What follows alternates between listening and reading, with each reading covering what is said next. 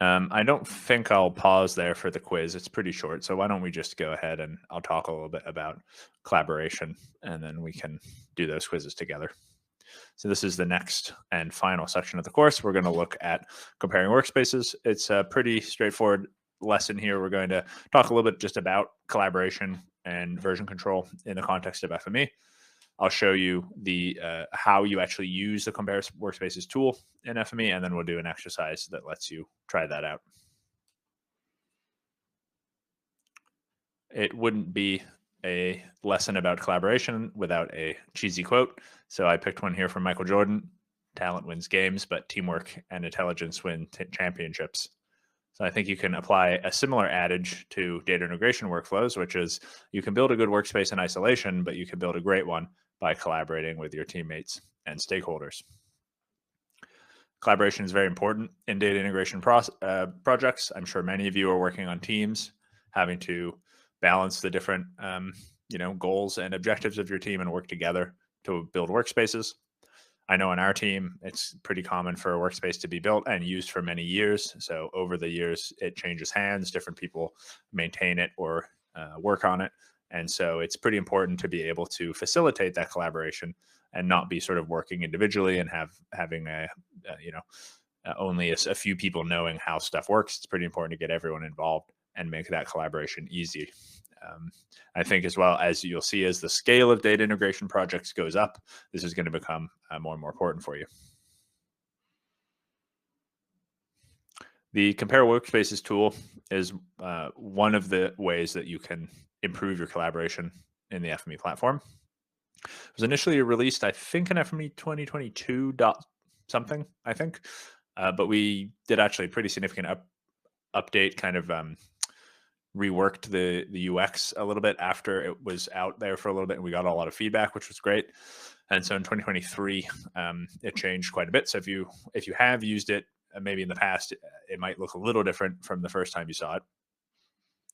What this lets you do is open up and visually compare two workspaces, and it compares non-cosmetic things. So it isn't comparing the location of objects on the canvas, and it's not comparing bookmarks and annotation, but it does compare all of these things, basically everything that controls how the workspace runs. You can compare the workspaces and decide which parts you would like to keep, and then move on with a new merged workspace. So what are some use cases? Why might you want to use compare workspaces? Well, there's, in general, we'd encourage you to use some kind of version control system. And this can be a helpful aid alongside a version control system. The perhaps most basic, if you can really call it, it's not a formal, VCS, but the most basic version of this would be putting dates in your workspace file names. Some people do that. That's pretty strict basic, but it can be helpful just to keep track of changes over time and have a bit of a backup when you make changes. But even then, if you did have several of these files, it's quite difficult to compare them without the Compare Workspaces tool. You'd have to basically open up two Workbench windows and look back and forth. It's definitely not very helpful, and this is really one of the impetuses for developing this tool. It's not very helpful to view the diff of workspaces in Git. Workspaces, if you weren't aware, are actually really just XML under the hood that defines the translation and which Workbench reads and modifies to build your workspace.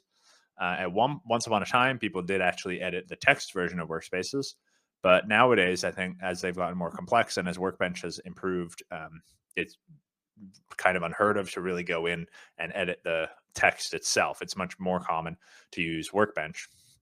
And the problem is, if you look at the diff between these two workspaces, you might be able to view it, but it won't be very helpful to actually figure out what changed. It takes a bit of digging around, and it's not entirely clear which parts are important that have changed and that kind of thing. So FME these workspaces aren't really designed to be maintained and viewed with a text-based diff. But what you can do is still use versioning, keep track of the changes, and then to actually see the difference between workspaces, rather than looking at the text difference, you can load up the two different workspaces you'd like to compare using the Compare Workspaces tool. And this makes it visually much easier to see what the changes are and to choose, which changes you'd like to merge or reject. So if you were using like a basic, I just put dates in my paths or my file names, you could just open up two of those and compare them. Or if you're using Git, you could, check out the main branch, get a copy of the current version of the workspace, maybe then look back in time, find an older version, download that, and compare the two workspaces to see the changes. Or maybe someone sends you a new version. They're like, hey, I think I made a change. Do you think this is better? You can open that up and compare it with your version. Additionally, we do have some customers that like to keep visually track of the changes they've made using external documentation or annotation in the workspace. And that to some degree can be helpful, or the history tab in the workspace, that can all be helpful. But having this visual component can really add quite a bit. So we'd recommend using this when you're in this compare workspace mode. I would say this whole idea of like collaboration, version control, etc., in the platform is still a work in progress. So if you do have any thoughts about it, go check out our ideas page. There are some existing ideas around this topic. It would be worth checking out. I'd also mention in 2023, starting up in 2023, you can now integrate Git into the Workbench comparison workflow. So you can check out that article there to learn how to do that. And as a bit of a caveat, because it can be slightly confusing, there is another version control system in FME, which is the one in FME Flow. It's pretty basic. It basically lets you, when you publish a workspace, decide if you would like to mark it as a new version, and you can have multiple versions, and you can download the version that you want. So this is sort of designed to operate in tandem with that. It doesn't really conflict with it. You could just basically use this as a tool to view the difference between versions if you're using the version control system on FME Flow. So that's a bit about collaboration. Why don't you go ahead and take a few minutes to do the FME Flow performance quiz and the collaboration quiz, and then we will have a look at comparing workspaces. And maybe while you're doing that, give me a quick vote. Would you like one more break, or should we just push through and finish? I think it'll probably take us, it'll take me maybe 10 or 15 minutes to do the next demo, and then I'll turn you loose on the exercise. So let me know if you'd like one more break, but I'm considering probably just pushing through, and I think we'll probably be done by 12:20, 12:30 Pacific. So let me know.